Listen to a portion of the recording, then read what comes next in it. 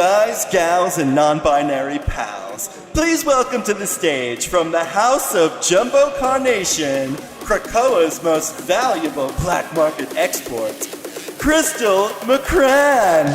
Hi, yes! Woo!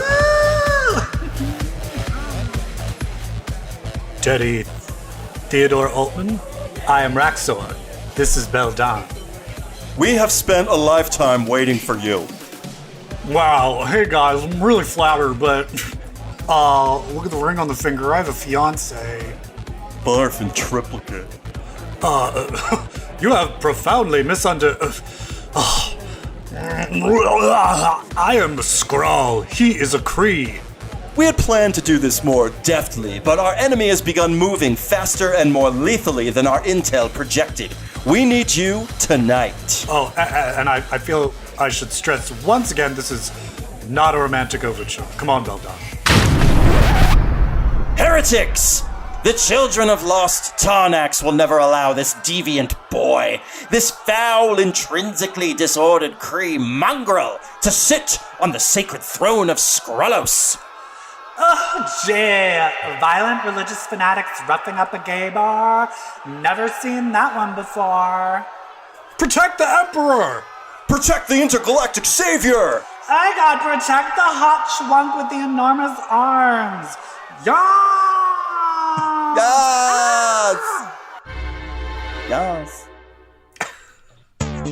Damn.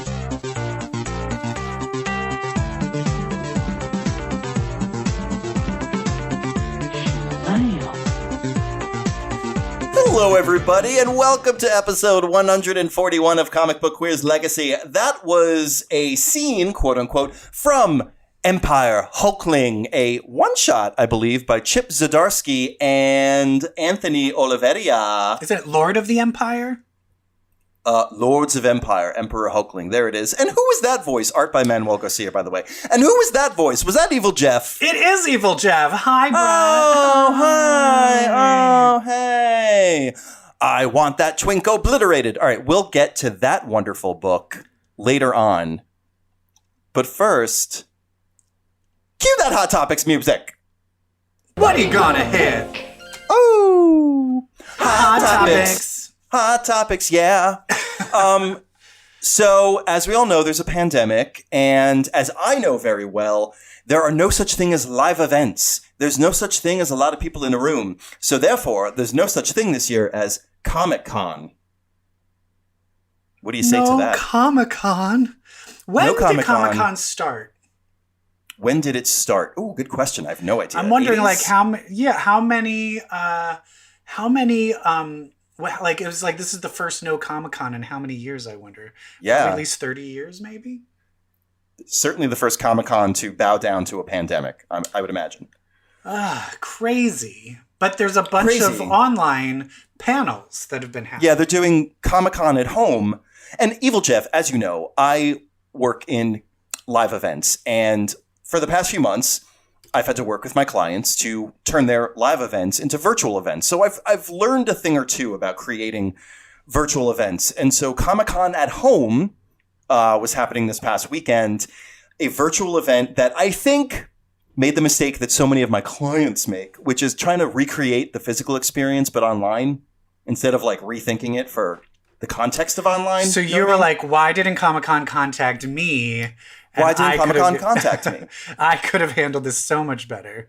Yeah, I just want to bitch about Comic-Con a little bit. Like, I understand it's a volunteer organization, I think. They have a really old, clunky website. So it's kind of hard to turn Comic-Con.org into a platform that can deliver a virtual event. But that's what Comic-Con.org should be, and it's not. And, like, all the stuff is all over the place. It's not a good user experience. It's not well designed. The content is just, it doesn't feel like it's very vetted. It's a little shameful, and I'm dying to redesign it. What do you think was their biggest, like, mistake? Like, what's something that ends up being is it just clunky, or? It's clunky. It's decentralized. There's cool stuff, but it's hiding. Like, there's no. It's hard to find what to do. Yeah, there's no clear, simple way to follow the good stuff or find the obscure stuff that you might be interested in. There's, you expect when you go to comiccon.org, boom, there's the headline content right there, a window right there on the homepage. You can just watch Comic-Con at home, but instead you have to find it. And there's a lot of cool, like Amazon's doing their own virtual con, and that's on Amazon. And then there's like movie stuff happening on, I think, a website called Screener. And then like YouTube, it's got the content, but it's just all over the place. And it's just, it's not bad. It just could be so much better. And that's my rant. Did anything interesting happen? I watched the Eisner Awards. I'd never seen the Eisner Awards before, but it was just like that, for example. It was Phil Lamar in front of a horrible white Comic-Con step and repeat virtual background, just like monotonously reading nominees and winners. Have a little fun with really it. Boring. And I know they had to pivot quick, but it just, everything is just, it's just so boring. And I don't know. It's hard to recreate the experience. So don't. Just give us a simpler, streamlined, easy, like you could simplify. You could make it 1/8 of the content it typically is. Like you don't have to dump a bunch of shit on the internet and be like, okay, there you go, Comic-Con. Wasn't there like a New Mutants panel or something? There was a New Mutants panel though, which I did not watch. I didn't watch it. Do you know what happened in it? Because that's the thing. I think I have been, for the past year, refusing to watch any new trailers, any new teasers, because I want to go in with as much of a blank slate to this New Mutants movie as possible. And I feel like they're releasing almost the entire goddamn movie at this point. They showed the opening scene. Yeah, I don't want to see it. I didn't watch it. Yeah, I didn't either, because I want to go in fresh. Does it say when it will be released or how it will be released? This is what I want to talk about. Like, wouldn't you expect the big New Mutants panel at Comic-Con, wouldn't you expect it to end with something like, and if you turn on Disney Plus, boom, it's on. Enjoy. Or you can rent it for $15.99 on Amazon or Hulu now. Oh my God. Nope. How about this? In theaters, August 28th. What in what theater? What planet? In what dimension? What theater? What theater are we talking about? They're still pushing that. That's the same thing with like that Tenet movie, where Nolan is just kind of like, no, it must be in a theater, and it's like, guess what? we don't live in that world anymore. Like, figure it out. Like, you think you're doing this in a month? How? Is magic going to whip up a vaccine? Everything will be fine in a month. Know what it is? I think at this point now, they're really only trying to get the Guinness World's Record of most delays of a movie release ever. Probably. I mean, it's been going. This movie was supposed to be released in when? 1985. Like, what are they? August 28th in theaters? There's not a movie theater that's going to be open, and there isn't going to be a movie theater open for God knows how long because of fucking Texas and Arizona and Florida. Yeah. And the other thing is, I don't understand why then these movie theaters, the movie industry needs to invest in the parking lots of these movie theaters and do huge drive-in things. Like, why is that not happening at every movie theater that there's a drive-in open? Like, you know what I mean? Like, yeah. No one's thinking of like FM radio and just project it on the exterior. I mean, exactly. There are ways around this. Figure it out. I've been like, we're in LA, and I've been looking up, like, where can I see a drive-in? Has anyone thought of this? I live in fucking Hollywood, and no, you'd have to drive to, like, Pasadena is the only, like, drive-in movie theater. And I heard recently that the Rose Bowl is going to do one, but I'm like, why aren't you doing one every fucking night? Ugh. There should be drive-in theaters popping up everywhere. Yeah. God damn it. Wasn't I going to bring something else up about the Comic-Con? Yeah. But I didn't write it down. I forgot. Oh, God, I hate being old, Brett. Oh, my God. I don't remember anything anymore. Well, then why don't we just jump to I Want Your Ex, for fuck's sake? Okay, let's do it. Hit it. I want your ex. Come on. All right. So, goddamn, there was a lot of X stuff happening, and I'm not used to it. I was used to just reading one and feeling like empty and but I was overflowing with stuff. And I was overflowing with stuff that I thought was good, and I was overflowing with stuff that I thought was not good. And it was actually stinky. And it's funny, from what if you had told me, I have a track record, as you know, Brett, of saying I'm going to hate something and then I end up loving it, and vice versa. Let's start with worst. Let's go from worst to best. There's one book that I feel like doesn't even fall on the worst to best spectrum. It's literally the book that I just wanted to get out of the way this week. Okay. So let's get it out of the way. All right. X-Men Fantastic Four, number 4. It started out so good. And then we had high hopes. It just became irrelevant. Like, it was like, in the end, okay, so for those X-Men Fantastic Four, the X-Men have been trying to get Franklin Richards because he's an Omega-level mutant, but his powers are depleting. So the X-Men want to get him in and try and figure out what's going on. So they have this whole thing where Doom is going to cure his powers. Is he going to choose the X-Men? Is he going to choose the Fantastic Four? They all hate each other. And in the end, like, pretty much nothing is resolved and nothing changes, except that Reed is like, okay, you can go to Krakoa every once in a while. Like, that's fun. Literally, I had 4 issues for Reed Richards being like, you can go every once in a while to Krakoa. You could have said that in one sentence. Like, why did I have to read 4 issues of a comic for that? We're just going to keep your powers the same. Yeah, fuck that.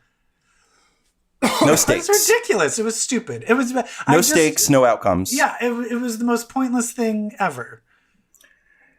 I'm just glad it's over. I will say this. This is significant. The end with Xavier and Magneto and Reed. Let me tell you something. That was pretty cool. First time I've liked Xavier since House of X #1. Yeah. Yeah, he and Magneto walk in to Reed Richards, who basically put a chip in Franklin so that it made him not register as a mutant, so he couldn't use the gates. And fucking Xavier takes his helmet off and rips the ability for Reed Richards to make that chip again out of his brain. And every time Reed tries to make it again, it's just going to be harder and harder. Like, it'll just keep slipping away from him. And then as he was walking in, he's like, and you can't get hard with Sue anymore. And Reed was like, never could. He's like, whatever, I just stretched my finger anyway. Stretch my tongue I just stretch my tongue anyway. I look like a cartoon character.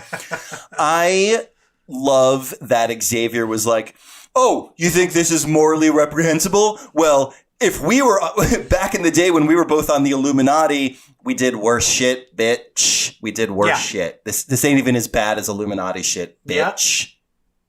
Yeah, don't try and take the moral high ground. Yeah. Don't be like, how dare you with your telepathy. Don't. Goddamn. X-Men Fantastic Four. Useless. Hello, goodbye. Useless. We're doing worst to best. Yeah, so I think that's New Mutants. Yes. Another. I don't care about this person. Know who this person looks like? Have you watched Big Mouth? Yeah. She looks like the hormone monster. Yeah. the old sickly one. What is it? Cosmora? Yeah, the Maya Rudolph one. Yeah. No, but I mean the character's name in the comic is Cosmora. Cosmora? Shit. Yeah. It was something Cosmo, like Cosmo. So she's the one creating all these nightmares, this nightmare orb that the team had to fight against. What a character design on that one. What the fuck? It's awful. What is she? It was like someone watched Akira and Steven Universe and Big Mouth and then like made that. I don't know. Cosmar. But that's the thing for me. Okay. One thing made me hate this more than any other comic. One thing. And okay, what have I been bitching about this whole entire time with one? Do you remember, Brett, about one character, why she's not helping? Danny Moonstar and her powers. And so this girl's having nightmares, and Danny Moonstar has the power of nightmares. And I'm like, why is she not helping? Does she, though? She says she used to. So that's in this one. This is why I feel this comic is bullshit. She just says, I used to have those powers. What do you mean you fucking used to? Why don't you have them? Or does she mean she used to be able to make them real? What are her fucking powers? It's fucking psychic arrows. That's the same arrow she's been using since the 90s. But they were acting like she doesn't have any of those psychic powers anymore. She has psychic arrows. Fuck her psychic arrow. I know. That's the dumbest part of her powers. Even the movie is basing the whole entire movie is going to be based on her nightmare powers, and you're going to take it away in the comics? What are you, stupid? It's so dumb. I'm done with New Mutants. They're like, her name's Mirage, a.k.a. Psyche. I'm like, why? Why? Her name should be Dumb Psychic Arrow, which is a little bit racist. Her name is Arrow Farts. Like, I'm done with her. Oh my God. Do not give the Native American character arrow powers, especially when she had much better powers. It's racist. I can't stand Cosmar with her giant yellow eye. It skeeves me out. I don't like it. Oh, and then they have the two empath twins. Oh my God, you're going to leave her? You're going to leave her with them? With these crazy psychos. You need to make sure she has good nightmares. And I'm like, but isn't that a 24-hour thing? What do they need to do? What's going to happen when they sleep? Are they going to fall asleep and then this bitch is going to fucking go, like, literally cast a hole? Stop making new characters. We don't need any more. There's so many good characters. You have like hundreds of X-Men on Krakoa. Like, give it a fucking rest. These writers are like, I want to be known for creating this character. Yeah. No one gives a shit about you. Stop it. You're not fucking Chris Claremont. Everybody wants to be the next Hickman or Chris Claremont. Stop it. And Mondo, what did he do? I don't know what Mondo's powers are. I thought he was made out of soil and dirt. But now, did he absorb armor's shield? Is he, what's that guy, what's the guy who is he like Absorbing Man now? Absorbing Man? That's what I was going to ask you. Didn't make any sense. I am so... Maybe we hated New Mutants more than Fantastic Four. I am just angry with the direction of where this is going. I hate it. Now, speaking of... one thing. I did love Ileana showing up and being like, fuck y'all, all y'all. I love that. Yeah. I also am very interested in the arc they're setting up where they're taking on this anti-mutant doxing site. That's interesting. Because that seems very today. Yeah, very fake news. And it seems QAnon. It's like the QAnon of the X-Men world. Exactly. It's that QAnon bullshit. You listening? It's bullshit. And then I like that we're going to have one Glob Herman joining the team. I guess. I don't even care for Glob Herman. I do like Chef Glob Herman, though. I'm just over all of it. I don't want to talk about it anymore. Oh, my God. Enough. These stories. Magma and the Brazilian dogs. Oh. Let's move on to a book that I actually thought I was not going to like, and I did. Wolverine? Yeah. Yeah, Wolverine, especially, it turned out, because we were so angry that he got controlled and killed that dude, and it turns out it was all just a psychic illusion. It was Quentin! And I forgot that Quentin got killed in Wolverine as well. Yes. So this is now the third, fourth time. Quentin, and I like in this, he's like, I'm sick of dying. I don't want to die anymore. Yeah. I'm over We were very hard on Benjamin Percy's Quentin, but I mean, I didn't mind him so much here. I don't know. Yeah. Still a little bit cartoony version of himself, but okay. How do you feel about him falling so readily for the Cuckoo Twins? The Cuckoo Oh, Five? I love it. I mean, his first story arc was about him having a crush on them. Who did he have a crush on? Which one? Phoebe? No. Sophie. So they killed. I mean, he practically killed her. But then here's the thing that they said. So Wolverine wants him on the team, but he's like, no, I'm not going to do it. The Cuckoo Five come up and are like, hey, baby, you're so sexy. We just know you can do it. You're the only one that can do it. And then he's like, all right, I'm going to do it.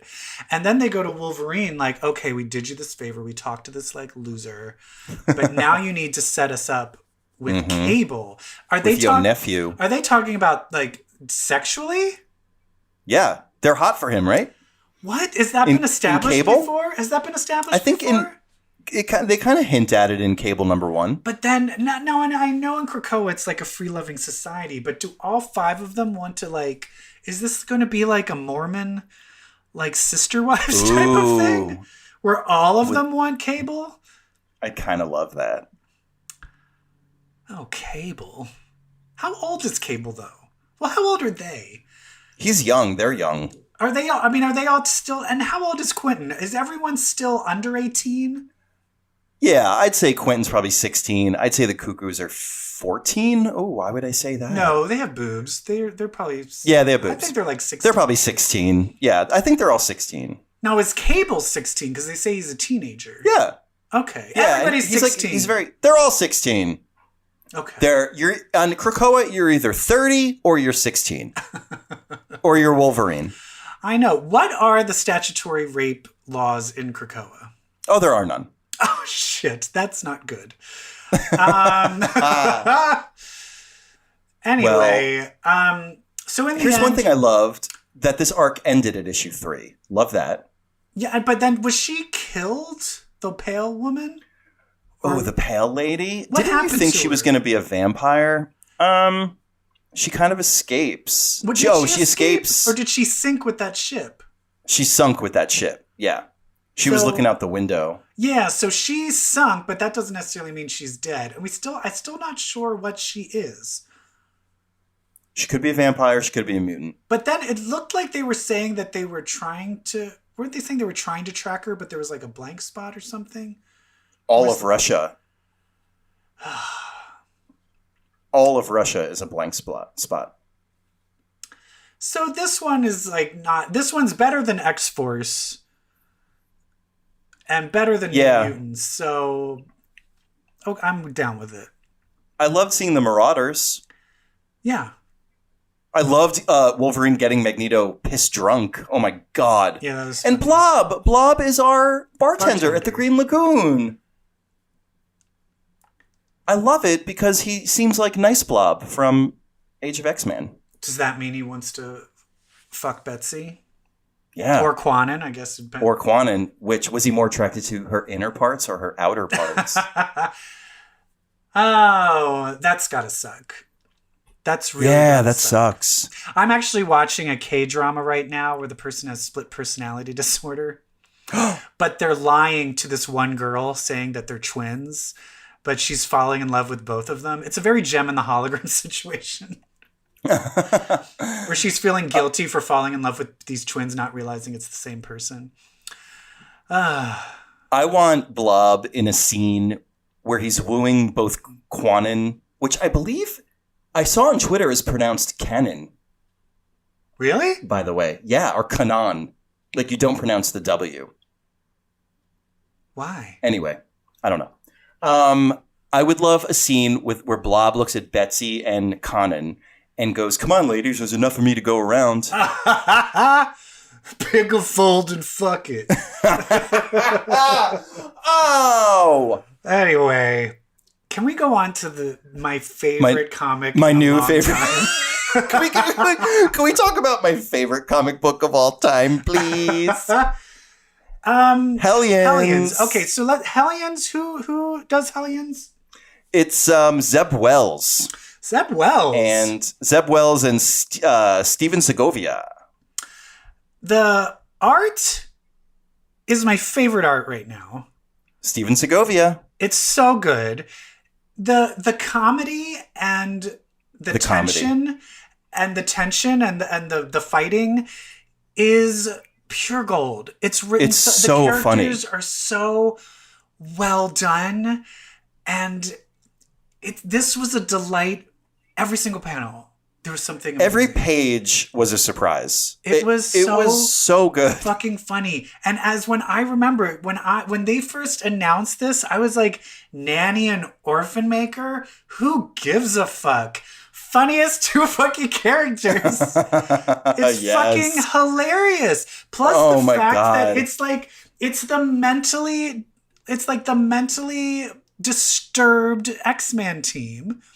And the fact that they have these cops are like, we know you're X-Men, but like, we're here to like make sure you're not crazy. And then like, the guy just attacks one of the cops and they're like, you better just leave because we're really not the X-Men. Because we're actually batshit crazy. I know. And then the whole time Alex is like, I don't belong here. I'm not crazy like all of you. I know. It's so funny. And so immediately, they deal with the human cops. That's hilarious. They go into Sinister's old orphanage where we know Maddie is waiting for them. And the first thing that happens... But before we do that, before we get into what happens, it's just interesting. They're going into the old orphanage, which so many of them have a connection to. Yes. Alex was raised in that orphanage. Orphan Maker was in that orphanage too, right? That's where Nanny got him. Yep. And Scalp Hunter was cloned. We don't call him that. Let's talk about that right now. Yeah. We aren't calling him Scalp Hunter anymore because Scalp Hunter is an overtly racist term. His name is Grey Crow, which is his name, John Grey Crow. Bravo. It's like, hey, if it's no longer the Washington Redskins, it can't be Scalp Hunter anymore either. Yes. Please, God. This should have changed a long time ago. But that's the crazy thing for me is it didn't even register in my head. Like, that's the thing. It's like... It's weird. It's like you don't even like the word is associated with that character. You don't even think about the other meaning of the word. And then when you think about it for a second, you're like, oh God. Oof. Yeah. No. Yeah. But anyway, so Grey Crow was cloned there. So all of them have this connection to this creepy place, not realizing that all of the other Marauders are like kind of zombified, held up by the Goblin Queen. Oh my goodness. But before they even meet those Marauders, they meet a problem in the form of their own teammate, Empath, who just can't help himself. He starts fucking with Nanny, and then Nanny starts attacking, emotionally attacking Grey Crow. Thinking, like, what was she saying to him? Just like, she's saying, don't cry, my sweet boy. Are you hungry? Nanny will take care of you. Him. Come to Nanny. I know you're hungry. And then she'll bring this up later when she apologizes to Grey Crow for trying to nurse him earlier. And Grey Crow says, is that what you were trying to do? Oh, it's so good. But the thing is Empath is like, when I was just having fun, and Grey Crow fucking blows his brains out and just kills him. And then Alex is like, what are you doing? Oh, is that what we're all just like killing people now? And it's weird because they all know like, oh, he'll just come back. He's not really dead. Yeah. But it's this weird thing now of like, Psylocke is like, I don't belong on this. And Psylocke is like, just shut up. Let's just keep going. Psylocke is like, oh, thanks for the paperwork, asshole. Let's move. So good. And then they happen upon the Marauders. Who are zombie-like? Yeah. Because Madeline is just fucking with them and their life cycle. And And she's just messing them all up, battling all of them. And then immediately, Alex, like a fucking tool, she just says one nice thing to him. And he's like, what? Oh. And I'm assuming she put some kind of control over him. Oh, absolutely. She probably always had control. Like, she probably planted something in him long ago. My favorite page is the one where he's like, Maddie, you're back? When did you come back? And this is the most Madeline Pryor shit I've ever seen. Years ago, Alex, and no one cared. Typical Madeline Pryor. Nobody pays attention. Nobody pays attention to me. Yeah. Maddie 101. Oh my God. Oh, are you here? That's so great. Nanny is taken out by Scrambler, and she spends most of the fight like Randy from A Christmas Story. But she keeps on being like, I've been scrambled. And she's an egg. Oh, I just made that connection. Yes. And then the funniest thing is she's face down. And then there's just things where she's like, can someone turn me over so I can see what's going on? Like, it is good. The battles are so fucking funny. Like, it's like intense action, high stakes, fun comedy.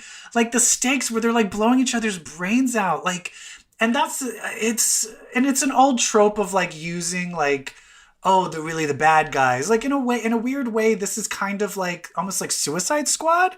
It's kind very of like much so. It's like the X-Men Suicide Squad. It's not a new trope, great. But I fucking love it. I love it. It's so fucking good.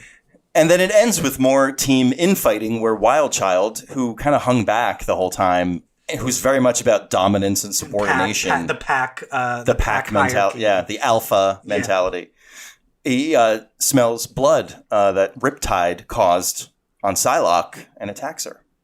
It's funny because he's just like, you're weak, you can't be the alpha. And she's like, oh, do we have to do this now? She's like, and he's like, yes. And she's like, all right. Like, I will say Psylocke, the new Psylocke is kind of like, yes. I kind of like her. Yeah, but like Psylocke in this book is a lot better than Psylocke in Fallen Angels. Yeah. Where it was like, jeez. It was almost just like, oh my God, Jake, get some therapy. But also like Grey Crow, like having to look at Arclight. I always felt like those two had a thing. So just Grey Crow with his old teammates alone, just so great. Although when Arclight came back in Inferno, she looked like a lesbian. She did. She did. So did Dazzler. True. That was the 80s when that short... Yeah. That Brigitte Nielsen. Hairdo. Yeah, the Linda Evangelista. Yep. Was all the rage. Yep. So the whole team gets taken down except for Wildchild and Psylocke. They all get carried away by the Marauders and Madeline. Was Sinister aware that Madeline was alive? Oh, absolutely. That's what I mean. I want to know what the fuck Sinister's ultimate plan is. He probably needs something out of his old orphanage, and he's like, but I can't go. Why? I lost my keys. Because that's the thing is I feel like Sinister's on different plans. And in the end, I think X of Swords, this does look like it's a battle between the two islands. And so I feel like Apocalypse is going to be on the other side. I have a feeling like the alliance with these bad guys is not going to last very long. Yeah. It's a 24-part crossover, by the way. Also, do you know the theory about that one Swordbreaker, the villain who's marked classified? No. People are saying it's Aurora. Oh. And I'm like, why? Because it's a black woman. But then I saw a preview cover of Aurora dancing with Apocalypse's original Death. They're like doing the tango. What? It's the best cover I've ever seen. It's Russell Dodderman. It's Storm and Apocalypse's original Death doing the tango, and Original Death has got a rose like in his teeth and he's dipping Storm. It's the best piece of art I've ever seen. But I'm like, I'm offended by the theory that the mysterious black woman must be Storm. But now after seeing that cover, I'm like, maybe it is. Interesting. There's one other X-Men book that came out. One more. And it is called Empire X-Men #1. Yeah. Before we get into it, I just want to know, hated it, liked it, loved it. Oh, fun. Okay. On the count of 3. 1, 2, 3. 3. Loved it. Loved it so much. I did not even pay attention to who wrote it. A third of the way through, I was like, who is writing this? And I flip and I'm like, of course. It's Hickman. Yeah. This book was so surprising. Hickman and Jeannie Howard? I thought they wrote it together. Oh, did they? I thought I just saw Hicks. I think it's the two of them. But this is the thing is I was so like, Empire is too many things. fuck this, it's just too much. And then as soon as it got to the thing where it just said Empire X-Men, Plants versus Zombies. Thank you. I laughed out loud. And I just was like, oh, this is a big fuck you to the Empire crossover thing. Yes. They're like, we're just going to tell our own fucking fun story and fuck your event.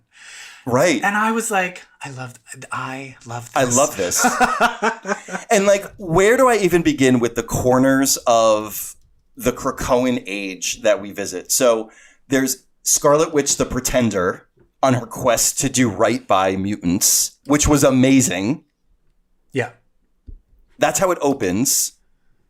Oh, and classic Wanda, she does something really fucked up. Yeah. But we don't know what yet. But she decided, like, oh, my way, since I depowered all these mutants, and basically I think she knows that she's, like, enemy number one of Krakoa. She's like, I'm going to make it up to everybody. So I'm going to resurrect all the Genosians. Well, she unfortunately used the Pet Cemetery spell. And just rose a bunch of zombies. Yeah. So it's all 14 million zombies. So it's zombie mutants. And then, of course, because they think there's nothing there, on their way of attacking Wakanda, they decide to go to the nearest offshore island, which is Genosha. The Kotati, yeah. The Kotati. So the plants all land on Genosha. Is it Genosha or it's Genosha? I always said Genosha. Yeah. So the they animated land series. On Genosha, and then just so now it's like plants versus zombies. The gate is fucked up. So then, of course, a team of X-Men go through and are caught in the middle of a plant versus zombie battle. It's incredible. Like there's lines when the Kotati were just meeting the zombies and we didn't quite know. Like we're putting two and two together that now these are zombies that Scarlet Witch inadvertently resurrected. But lines like from the Kotati, they are meat, Captain. Never mythologize the meat. Or like when the zombie's trying to talk and the plant guy's like, it seems to be speaking in some kind of indecipherable dialect. And then the other plant guy's like, its jaw fell off. Like, I'm like, who is writing this? This is so funny. And then to get to that Plants versus Zombies splash page, fuck you. The other thing is the choice of X-Men and who they represent, what brings them together, which was supposed to be a book. Oh, and it's not being a book anymore? Nope. Oh. There were plans for an X-Corporation? Yeah, there were plans for an X-Corp book, but I think the pandemic shit on those plans. I'm worried about a Moira book, but I still want the Moira book, but I don't know. But it's Angel, Monet, and Ileana as the X-Corporation. Just cutting deals, pharma deals, doing business. They realize that that Ileana is just like spying on them for Xavier. Yeah, and the way Ileana puts it, it's like Xavier thinks that they're not doing a good enough job, but quite the opposite. They think that he thinks the job isn't good enough for them. And he's like, we don't need the money. You don't have to do X-Corp. Xavier is looking to see if you're worthy of your own comic, and he decided no. Right. He wants you as his supporting character. Black Tom's in it. Perhaps my favorite thing ever is when Ileana refers to Black Tom Cassidy as Groundskeeper Willie. That was amazing. Oh my God. See, those are things, I think that's Teenie Howard's writing. I think that is Teenie Howard's writing. Yep. And then when they go to Genosha, this X-Corp team, they bring another member, Jamie Madrox, the Multiple Man. Because they needed more members. They're like, we need a ton more members. And Magneto's like, you can take one. So they took like, Jamie. Okay.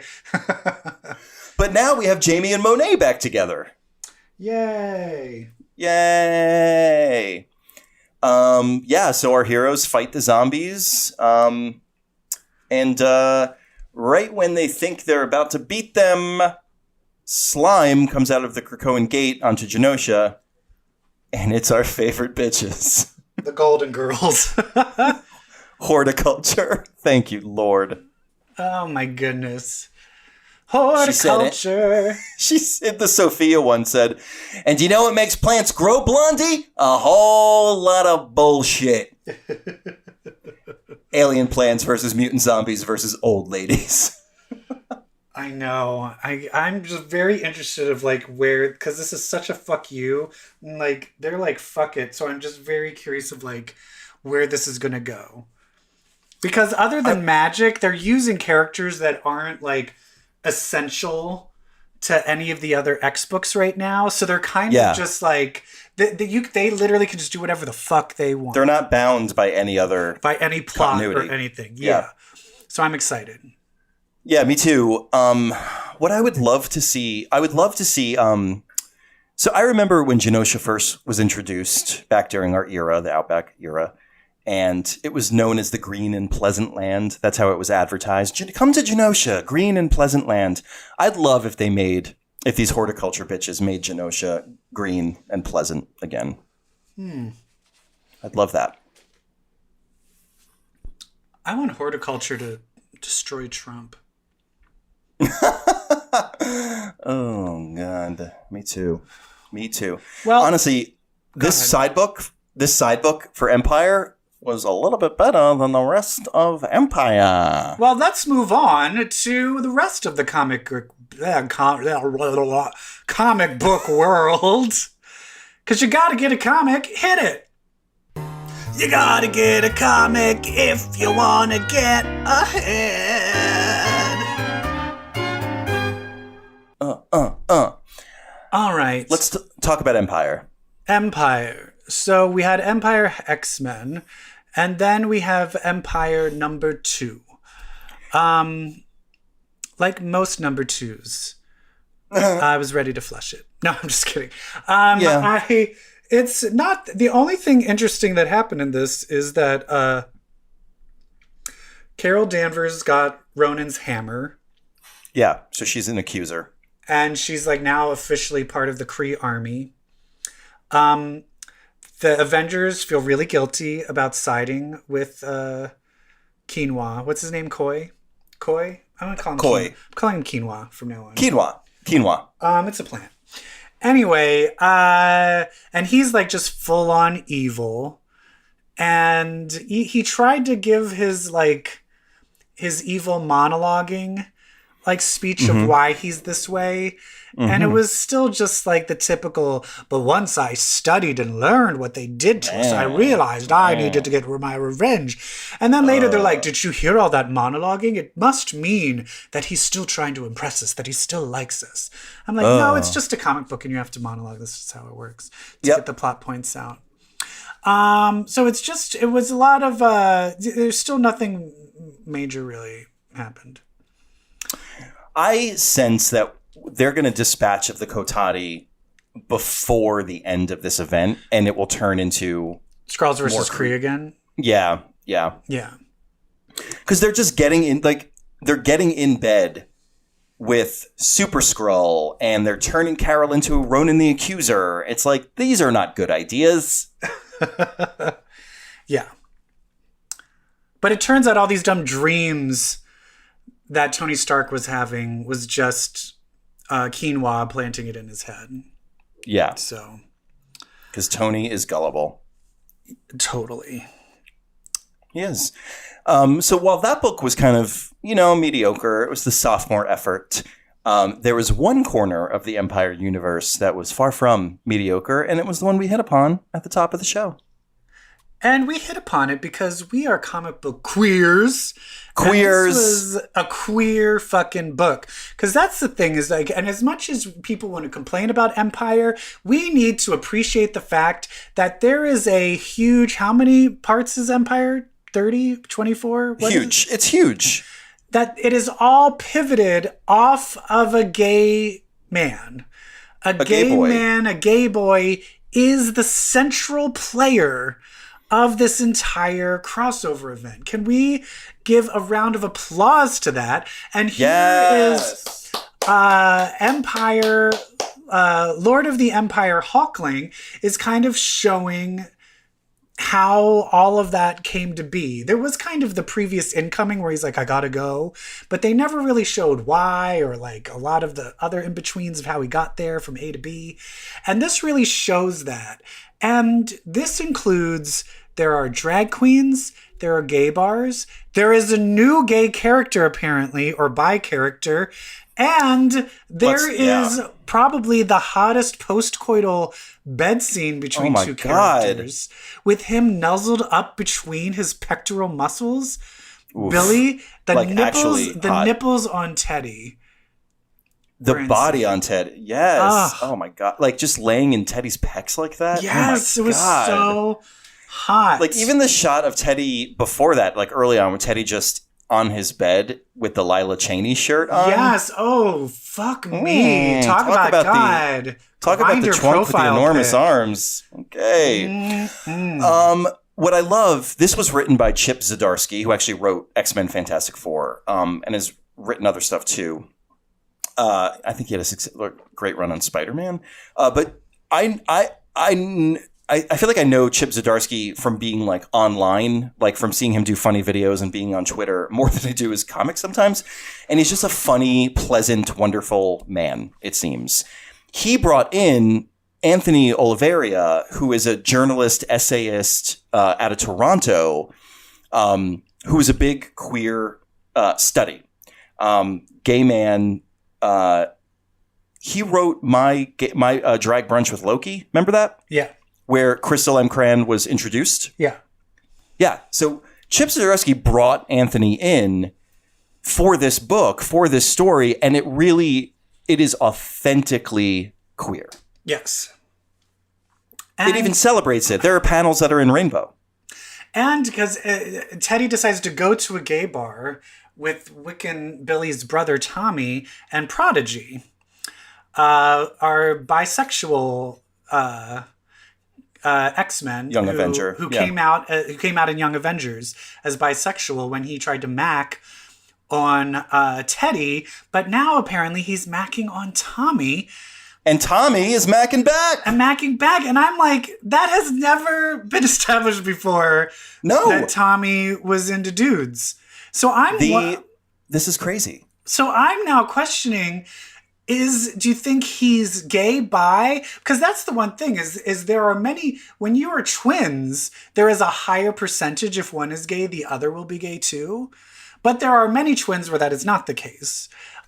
So I'm very interested in this new development that was just casually thrown out, that like, I want to now see Tommy and Prodigy making out. Like, hello. Evidently, they do it after 1.5 drinks every time they go out. Oh, that's so hot. It's so hot. And that means Wanda has got like potentially 2 gay sons or 1 gay, 1 bi son. Wanda, thank you.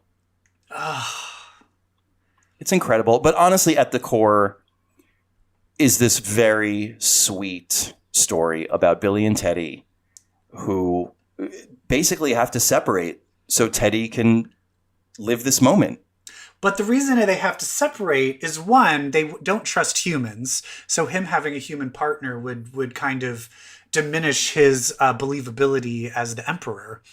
But 2, it's because Billy is too powerful. And they're scared of him. So it's kind of amazing. Not only is a gay character at the center of the story, it's not a wimpy little gay character. It's a gay couple that are potentially 2 of the most powerful beings in the universe. And they like dick. And Liking dick makes you powerful. Remember that, my children. My favorite moment is like they force Teddy to denounce Billy and be like, I cast you out. I want nothing to do with you. I banish you. And Billy's like, I get it. So Billy leaves, and then they basically turn on Teddy, all the Kree, because there's a faction, religious zealots, that don't want him ruling. And then right when they got the drop on him, boom, Billy comes back, and he's super powerful, and he takes everybody out. We get the great line from the Kree captain, I want that twink obliterated. That is funny, but I'm also just like, why does that crew know what a twink is? But I was like, but I'm so going to accept it. I'm going to let that live. Get that twink obliterated. They probably have been studying Teddy for God knows how long, right? So they picked up the word twink. But then my favorite part is that Billy and Teddy start quoting sci-fi movies. And they're like, shit, we should do this space stuff more often. This is our element. Oh, I love that. I love that moment. Wait, what movie is that from? Oh, I have no idea. They do Resistance is Futile as the Borg from Star Trek. Right. Today's a Good Day to Die. I know that from Flatliners. I don't know what space movie that is. Wait, did you know that the Borg is real? Have you heard about that from NASA? No, what? I love that a horn honked right behind you right as that happened. They just finally, they got these new pictures and from the sun, it's like a huge square object and they don't understand what it is because they're like, this doesn't occur naturally. And they're like, it's 10 times the size of Earth orbiting around a sun. And it's perfectly square. And it's like, everyone's like, it's the Borg. Oh my God. It's like a bunch of light years away. Please take us. Anyway, so that one's great too. So I am interested in it, but now I feel like, they got the gay stuff out of the way. It's just going to be boring Empire stuff. I know. And like part of me is like, yeah, the gay stuff had to be in like some side book. Because like it can't be part of it. The other problem is their love is so strong and binding. It means there's not going to be any romantic tensions with Hawkling's character with anyone else until Teddy shows up.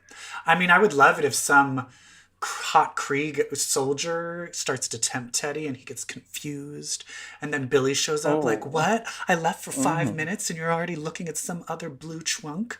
But you know how I love drama. We all know it's going to end with Billy showing up and sacrificing himself. Do you think Billy's going to die? Yes. But then he'll just come back as the full Demiurge. Demiurge. Yeah. Yeah, I don't know. I worry. Or maybe Hawkling. I think one of them's going to die. Ugh. Protect the gays, Marvel. But know who should die, though? I know who I think is going to die. One gay character will die. But it will be North Star's husband. Who I've been trying to kill off for years. It's the final panel of Empire. It's just Kyle on a bench minding his own business and a asteroid falls down. Next week, X Factor. Fine, where that might happen. Oh my God. I hope the opening panel is North Star being like, I just signed the divorce papers and I will start doing cartwheels around my apartment. Oh, actually, did you read what the opening panel is? It is North Star centric. Ooh, what? What he senses that Aurora is dead and he flies to the Five and says, resurrect her now. And they're like, there's a line, buddy. And he's like, I don't care. Oh, and that's where it forms like the protocols because they're part of the protocols of when and how you resurrect people. Yes. Oh, Aurora, what silliness did you get into with your split personality? What was her split personality? She's trouble. I forget. What was the bad girl? Jean, I forget. Norma Jean. Oh, wait, no. Aurora was the bad. I think her main personality was the bad girl, and then the other one was like the prude. The light. I remember she would always like call herself like a trollop. Oh, what are these trollop clothes I'm wearing? She's damaged goods. Yeah. And we love it. We love it. Did you read anything else? No. Well, I did. That was a lot. What did you read? Because I'm dedicated to this podcast, Brett. Oh, I hate it. What did you read? I've talked to you about a book called Money Shot. Yes. Oh, yes. And they finally, they recently just, I think it might have been last week, had another issue come out after the months long gap. And this is the most, if people don't remember, Money Shot, it takes place in the 2030s where alien life forms have contacted us. But when they saw what a shit show Earth was, they were like, actually, no, we don't want you to be part of our federation. And Earth is just like, yeah, whatever. And no one cares because all they care about is porn and consumption and television. And so these scientists, the only way for them to explore these alien life forms is to start a porn site and go study the aliens and then fuck them and send the videos to porn websites to make money.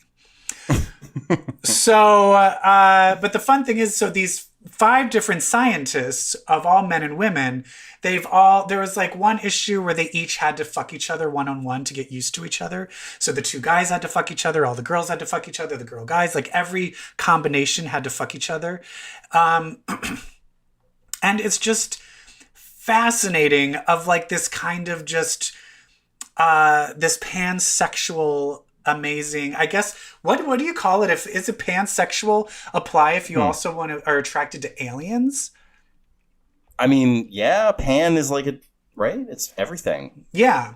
So, omnisexual, whatever it is. So anyway, the first run goes where they're just on this kind of crustacean planet that's like lost all of its water, and it turns out that this squid is actually hoarding all the water, and she has psychic powers that can be harnessed through her orgasms.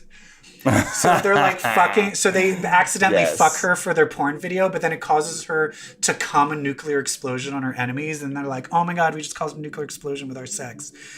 But meanwhile, the other bad guy they have locked up is this alien with huge balls, and then but he can't get hard, and so they have to help him get hard, and then he shoots a cum shot and destroys the bad guy. Like, this is kind of the plot lines in this. Why am I not reading this book? I know, it's amazing. God. So that arc ended, and now the last one, the new one started where they're trying to find their next mission.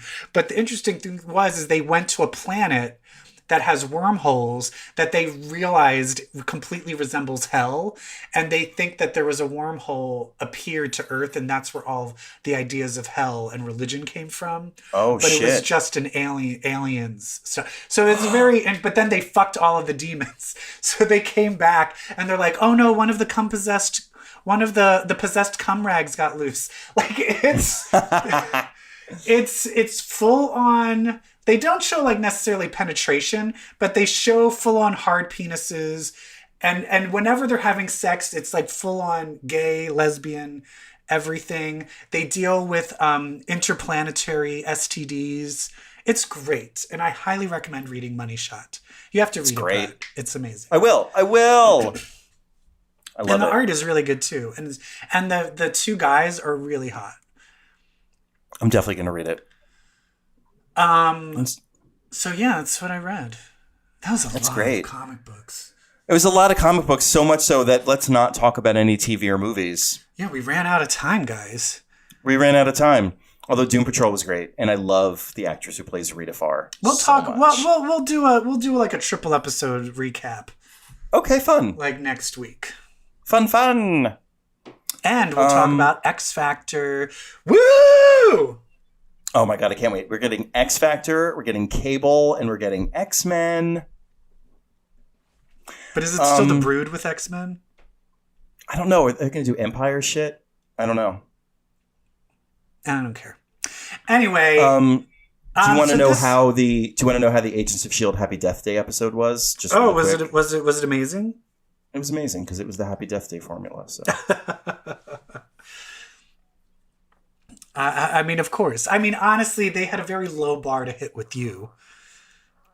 I'll eat anything up. I'll eat anything they serve me.